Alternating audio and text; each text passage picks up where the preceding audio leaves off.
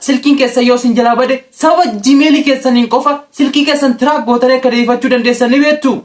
Namoonni baay'ee keessan akkaataa Gmail itti bantan hin beektanii yookiin immoo aappiiwwan yookiin hojiiwwan adda addaa silkii keessaniin hojjechuudhaaf Gmailin baay'ee isin barbaachise ta'a. Viidiyoo kiyya irraatiin akkaataa Gmail bifa salphaatiin itti banuu dandeenyu kanan isinitti agarsiisu ta'a. Baga nagaan dhuftan kun Beekaa Tube.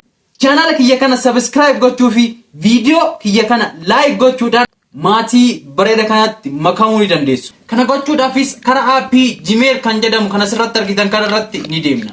Iddoo profile picture asbiratti mul'atu kan erga cuqaastanii booda asbiratti add another account kan jedhu karaa umaatti akka asbiratti argitan ni argitu jechuudha.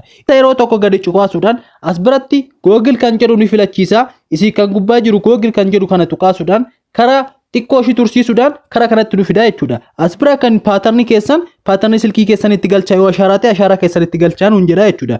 Nutis paatarni silkii keessan itti galchanii booda wantoota akkanaa isinii fidaa jechuudha. Erga karaa kanatti nu fidee booda saayiniin kan jedhu kun maanni yeroo imeelii duraan qabaattan recover gochuudhaaf kan nu fayyadu jechuudha. Amma Gmailin qabnu Gmailii haaraa humna waan ta'eef asbiratti akka argitan create account kan jedhu kana ni cuqaastu jechuudha. Erga asbiratti cuqaastanii booda isin yoomiyyuu kan filachuu qabdan for my personal use kan jedhu kana filachuu qabdu jechuudha. For work or for business kan jedhu kana erga yoo filattan workii fi business inni baay'ee secure kan doone waan ta'eef ani baay'ee kana recommend isiniin go for my personal use kan jedhu kana osoo filattanii baay'ee recommend isiniin godha wantoota baay'ee sitti hojjechuu dandeessu jechuudha. So erga for my personal use kan jedhu kan erga cuqaasne booda akkanatti xiqqoo nu beeksisuudhaan first name fi last name kan jedhu itti galchinaa jechuudha. Nutis first name keenyaa fi last name keenya bifa kanaan erga itti galchine booda next kan jedhu kana asbiratti akka argitaniin next kan jedhu kana ni cuqaasnaa jechuudha. Erga next kan jedhu kana tuqaasne booda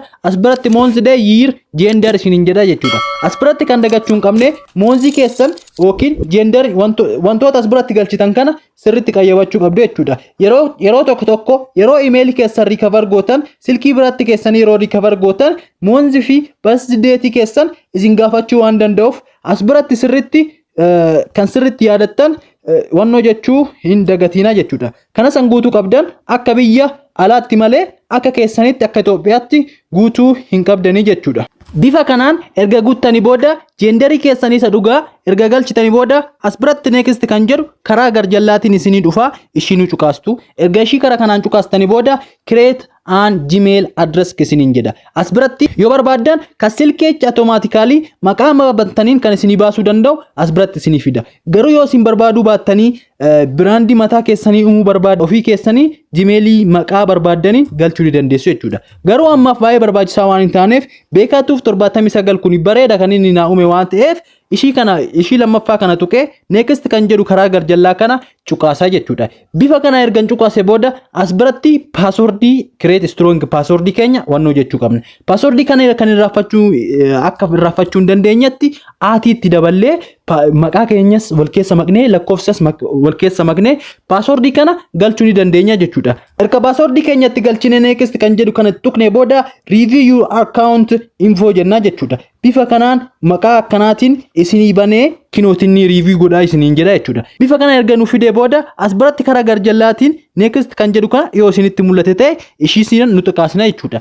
Baay'ee salphaadha. Ofii keessanii nama osoo hin gaafatin nama naa banaa osoo hin jedhin harka keessaniin banuu dandeessu jechuudha. Baay'ee salphaadha. Asbiratti privacy and term jedha. Wantoota kana bahuu barbaaddan baay'ee dubbisuu ni dandeessu garuu baay'ee necessary miti isin barbaachisu I agree jechuu ni dandeessu. Asbiratti I agree kan jedhu kan ni cuqaastu inni xiqqoo isinii wannoo jedha. Akkuma saffisa internetii keessanii bifa kanaan gaasan Beekaa Tube 79 kan jedhu kana create gooneera jechuudha. Gmail keenya nama takka osoo hin gaafatin ofii keenyaaf create goonee itti fayyadamuu dandeenya jechuudha. Bifa kana erga Gmail create itti gootanii yoo barbaaddan foonii keessan recovery keessan authentication keessan wantoota barbaaddan itti argachuu dandeessu. Aappii barbaaddan bifa saniin buusuu dandeessu. Wantoota PayPal itti banachuu dandeessu. Silkiin keessan yoo itti bade track irraa gochuu dandeessu. Wantoota baay'ee irraa hojjechuu dandeessu jechuudha. Warri viidiyoo kanaan gayoonatti ilaaltanii yoo jiraattan viidiyoon kun baay'ee isinitti tolee jira jechuudha. Kanaafuu channel kiyya kana like gochuudhaan please subscribe gochuudhaan akkan arguutti namoonni baay'ee channel kiyya ilaalaa jiru garuu subscribe gochaa hin jirani. Kanaafuu guys please subscribe gochuudhaan maatii channel kanaa ta'uu ni dandeessu. Galatoomaa isiniin jaaladha horaa deebana.